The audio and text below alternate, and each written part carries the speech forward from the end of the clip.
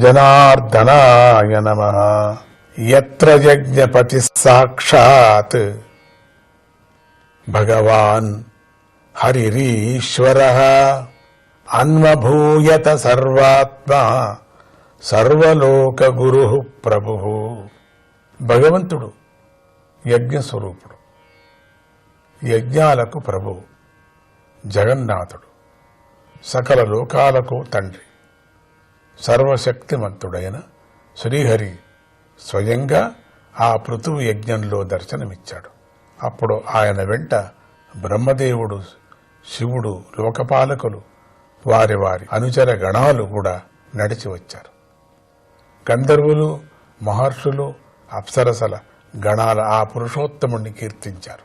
సిద్ధులు, విద్యాధరులు, దైత్యదానవ రాక్షసులతో భగవద్భక్తులైన వారు, యక్షులు మొదలైన వారు శ్రీహరి అనుచరులలో ప్రముఖులైన సునందుడు, నందుడు మొదలైన వారు, కపిలాచార్యుడు, నారద మహర్షి, యోగులకు ప్రభువైన దత్తాత్రేయుడు, సనక సనందాదులు శ్రీహరిని సేవించాలనే ఉత్సాహం గల భగవద్భక్తులు కూడా శ్రీహరిని అనుసరించి పృథువు యజ్ఞానికి వెళ్లారు.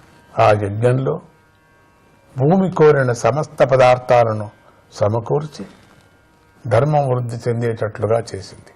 యజమాని అయిన పృథువుకు కావలసిన సమస్త ప్రయోజనాలను కూడా భూమి కామధేను రూపంలో సమకూర్చి పెట్టింది. అక్కడ పాలు, పెరుగు, పానకము, నెయ్యి, మజ్జిగ మొదలైన రసాలన్నీ నదులై ప్రవహించాయి.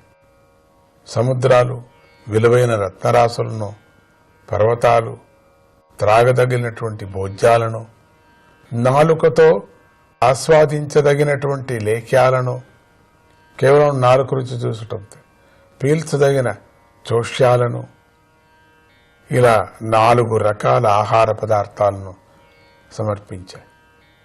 సామంతరాజులు అనేక పదార్థాలను కానుకలుగా సమర్పించారు. ఈ విధంగా ప్రత్యక్షాది ప్రమాణాలకు గోచరం కానివాడు తనకు నాథుడు అయిన శ్రీహరిని ఆరాధిస్తూ పృథువు మహావైభవంగా యజ్ఞాలు చేయసాగాడు. ఆయనకు కలిగిన ఈ అభివృద్ధిని, వైభవాన్ని చూసి ఇంద్రుడు ఓర్వలేకపోయాడు. విఘ్నాన్ని కలిగించాడు.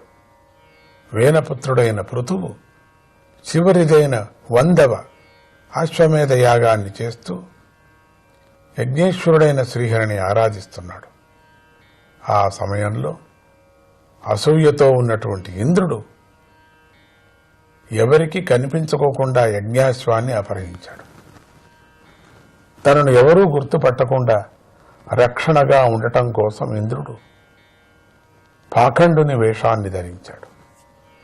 యజ్ఞాశ్వాన్ని అపహరించి ఆకాశ మార్గంలో వేగంగా వెళ్లిపోయాడు. పాఖండు అంటే ధార్మిక వేషంతో అధర్మాన్నే ధర్మం అనుకునేలాగా ప్రజలను నమ్మించేవాడు. అధర్మాన్ని ఇదే ధర్మం అని చెప్పుకునే విధంగా ధర్మం విరుద్ధంగా అధర్మాన్ని ప్రచారం చేస్తూ అదే ధర్మం అని భ్రమ పెట్టేటువంటి వాడికే పాఖండు అంటారు. అంటే ధార్మిక వేషంతో, వేషమంతా ధార్మిక వేషంతోనే ఉంటుంది. ధార్మిక వేషంతో అధర్మాన్నే ధర్మము అనుకునేలాగా ప్రజలను నమ్మించేవాడు. అప్పుడు ఇంద్రుడు చేసిన ఈ మోసాన్ని పూజ్యుడైన అత్రి మహర్షి చూశాడు. వెంటనే ఆయన పృథువు కుమారుణ్ణి హెచ్చరించాడు. మహారథుడైన పృథువు పుత్రుడు ఆగు ఆగు అని అరుస్తూ కోపంతో ఇంద్రుడిని వెంటబడిస్తూ పరిగెత్తాడు. వెంటబడి అయితే ఇంద్రుడు జటలను ధరించి భస్మాన్ని పూసుకొని మారువేషంలో ఉండటం వల్ల పృథుపుత్రుడు అతడిని ధర్మమూర్తిగా భావించాడు. అందువల్ల అతడిపై బాణాన్ని విడిచిపెట్టకుండా అలాగే ఉండిపోయాడు. అతడి సందేహాన్ని గమనించిన అత్రి మహర్షి ఇంద్రుణ్ణి వధించమని చెబుతూ మళ్లీ ఇలా ప్రేరేపించాడు. కుమార, దేవతలలో అధముడు ఈ మహేంద్రుడు. ఇతడు యజ్ఞాన్ని చెడగొట్టడానికే వచ్చాడు కనుక నువ్వు వీడిని వధించు అన్నాడు. ఆ మాటలు విన్న పృథువు కుమారుడు రెట్టించిన కోపంతో జటాయువు రావణాసురుణ్ణి తరిమినట్లుగా ఆకాశ మార్గంలో వేగంగా వెళ్లిపోతున్న ఇంద్రుడి మీదకు దూకాడు. దీన్ని వర్ణన చేస్తే కదా మీకు అర్థమవుతుంది. అప్పుడు ఇంద్రుడు తన కపట వేషాన్ని మార్చేసి గుర్రాన్ని అక్కడే వదిలేసి అంతర్ధానమయ్యాడు. మహావీరుడైన పృథుకుమారుడు ఆ యజ్ఞ పశువును తీసుకొని యజ్ఞవాటికకు తిరిగి వచ్చాడు. అక్కడ ఉన్న మహర్షులు అద్భుతమైన ఈ సాహసాన్ని చూసి అతడికి విజితాశ్వుడు అనే పేరు పెట్టారు. విజితాశ్వుడు అంటే జయించబడిన గుర్రం కలవాడు. ఇంద్రుడు ఈసారి దట్టమైన కారు చీకటిని కల్పించి ఆ చీకట్లో అదృశ్య రూపంలో వచ్చాడు. మళ్ళీ యూపస్తంభం వద్ద ఉన్న బంగారు కళ్ళెంగల యజ్ఞాశ్వాన్ని దొంగిలించి వేగంగా ఆకాశం వైపు వెళ్ళాడు. ఇలా ఆకాశ మార్గంలో వెడుతున్న ఇంద్రుణ్ణి అత్రి మహర్షి విజితాశ్వుడిని చూపించాడు. కాని ఆ ఇంద్రుడు తన చేతి కర్రపై కపాలాన్ని ధరించి ధార్మిక వేషంలో ఉండటం వల్ల విజితాశ్వుడు ఈసారి కూడా అతన్ని చంపడానికి సందేహించేశాడు.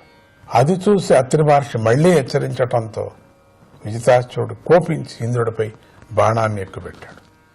అప్పుడు ఇంద్రుడు ఆ వేషాన్ని అశ్వాన్ని కూడా విడిచిపెట్టి మళ్లీ అంతర్ధానమయ్యాడు. వీరుడైన విజితాశ్వుడు అశ్వాన్ని తీసుకుని తండ్రి యజ్ఞం చేస్తున్న స్థానానికి చేరుకున్నాడు. యజ్ఞాశ్వాన్ని దొంగలించటం కోసం ఇంద్రుడు ధరించి విడిచిన అమంగళకరమైన ఆ వేషాలు పాపానికి గుర్తులు. అవి పాపం యొక్క ఖండాలు అని శాస్త్రంలో చెప్పబడింది. దీని కథ మళ్ళీ నేను చెప్పుకుంటాను. జనార్దనాయ నమః.